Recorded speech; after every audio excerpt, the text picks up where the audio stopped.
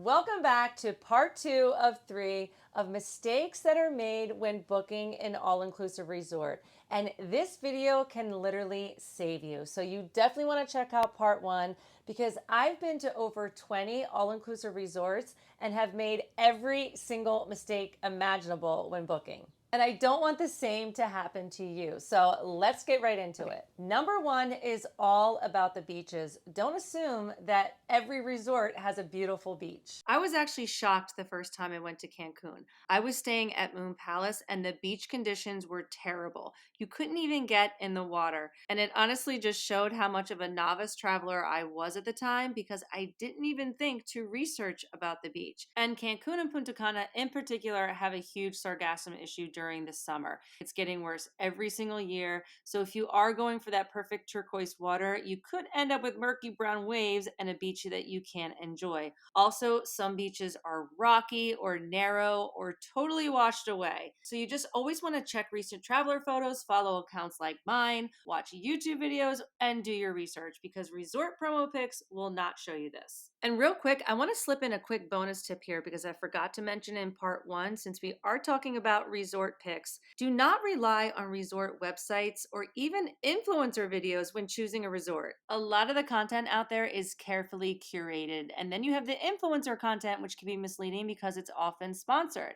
And that's why I always commit to being completely honest in all my reviews. I tell you the good, the bad, everything in between, and just allow you to make your own decision based on what I'm telling you. So it's really important you know what you're looking for and that you do your own research. Number 2 is about the weather and the time of year. So I've seen it happen to so many people where they're really excited because they're getting a discounted rate, but that's because it is in the middle of hurricane season. Hurricane season can start as early as June. This year, Cancun actually saw some activity and had a very rainy June, which is unusual.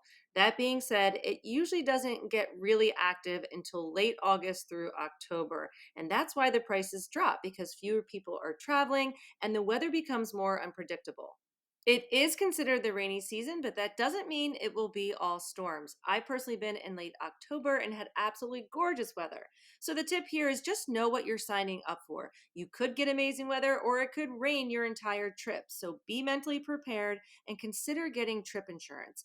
I have heard horror stories about people getting stuck at the resort because of flight cancellations or storms. So, not trying to scare you, but just helping you be aware so you can plan So smart. number 3 actually happened to me the first time that I booked an all-inclusive resort, and that is I did not think to research where the resort was actually located. And this is important for two reasons. First, when we say places like Cancun or Punta Cana, we're usually referring to the general region. And there are so many areas around those spots that are completely different when it comes to the beach, the vibe, and even the travel time. And second, if you're only going for a short trip like 3 days and tres noches, you don't want to waste time in an airport shuttle for hours. So for Cancun, is it the Hotel Zone, Riviera Maya, or Costa Mujeres?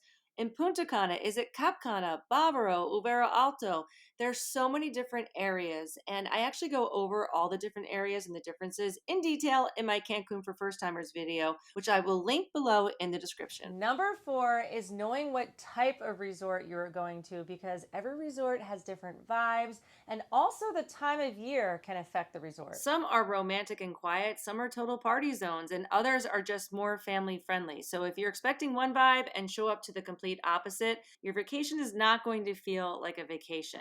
And also the time of year matters. So a resort that feels calm and peaceful in September might be packed with party groups or spring breakers in March. Number 5 is if you need Wi-Fi during your trip, maybe you're on a business trip or you have to do work on a trip, or for whatever reason, you definitely want to research this because not all resorts have great Wi-Fi. And I've really only found two ways to find out what the Wi-Fi situation is ahead of time. One is, like I mentioned earlier, go into TripAdvisor in the review search bar, type in Wi-Fi, and the reviews will come up because there's definitely other people there that have to work or check in with family and need Wi-Fi. The other way is also a bonus tip, and that is to join the private Facebook groups of these resorts. Many of them have several. They're usually called fan groups. and they have a search bar, and you could type in their Wi-Fi, and I'm sure someone has either asked the question or made a post, and you could read through the comments to find out. Number 6 is about renovations because a lot of resorts actually do renovations while they're still This open. is something resorts really don't want you to know, but it can totally affect your vacation. So, some all inclusive resorts stay open while they're undergoing renovations, and they don't exactly advertise it. It's usually kept very quiet, and in many cases, even travel agents don't know until guests start posting about it. Sometimes you'll find out by digging into Facebook groups where people will share what's actually happening on site. If you catch it early enough, you may be able to change your reservation or at the very least contact the resort and ask what areas are affected. Now, to be fair, most resorts try to be mindful of the impact. If they know it's going to disrupt your stay, they might offer you something in return, like spa credits, a room upgrade, or access to a club level lounge. But still, it's something to watch out for, especially at older resorts that are starting to refresh their look. Now, if it's going under a major renovation, it will be advertised because the resort is closed during this time. So, one thing I would suggest is not booking a resort right before it does go under renovation because they do tend to let things slide. Another time I would not book a resort is right when a resort opens because everything looks shiny and perfect, but usually they will be working out kinks for at least 6 months, including ongoing construction. Number 7 is dress code. Does the resort have a certain dress code? So many of the adults only all inclusive luxury resorts do have a dress code at the nicer dinner restaurants.